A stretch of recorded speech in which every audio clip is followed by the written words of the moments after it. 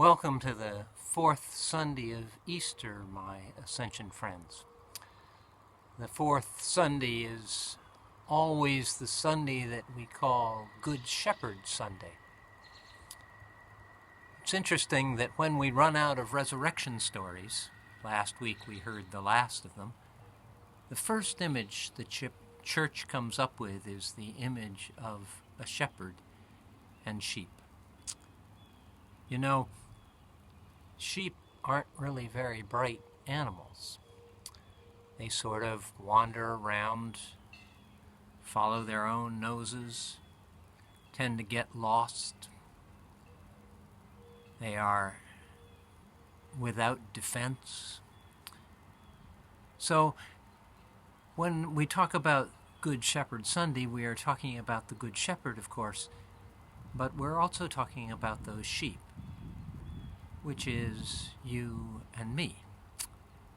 And if you look back at your life,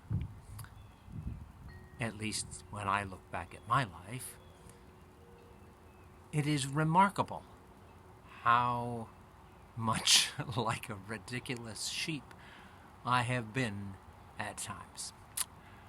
How poor my judgment has been. Even when my judgment has been good, things didn't work out quite like I thought they would. I've followed my own nose as best I could. I've almost fallen into any number of ditches. And yet, here I am. It's simply remarkable.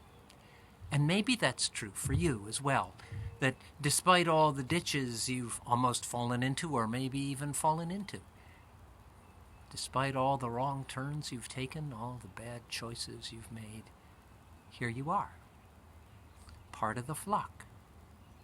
You see, Good Shepherd Sunday is not some romantic thing. It's a Sunday of thanksgiving. Thanksgiving for the care and tending that God has already done to us. Thanksgiving that the Good Shepherd has already in all of our lives been at work and brought us here to this sheepfold.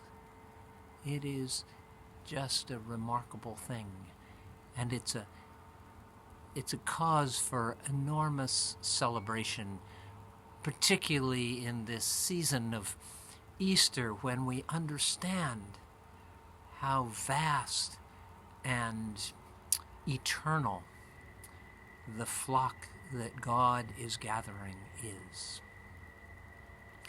We look back on our life and we see all that foolishness that we've been saved from.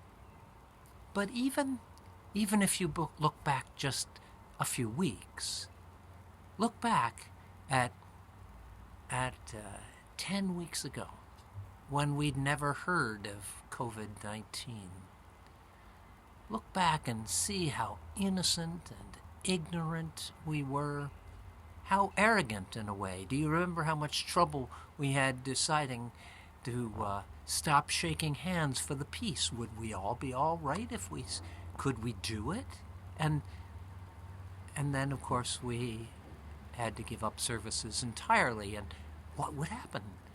And it's a whole new layer of reality that you and I had no knowledge about before. How foolish we were before this all came along. And yet, here we are. Here we are, a community of Christ's people gathered together in this flock. That is Thanksgiving. The passage from the 10th chapter of John goes on, of course, and he talks at some length about being the Good Shepherd.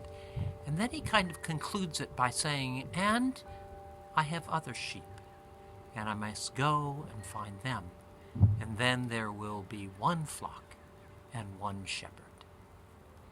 That's an important reminder that Christ's work of gathering the sheep is not done, that he is counting on you and me to carry out the rest of his agenda, to reach to the ends of the earth and find those sheep and bring them together into Christ's body, into the work of God in this world. That is the calling that goes with the Thanksgiving that is this Sunday of the Good Shepherd. Amen.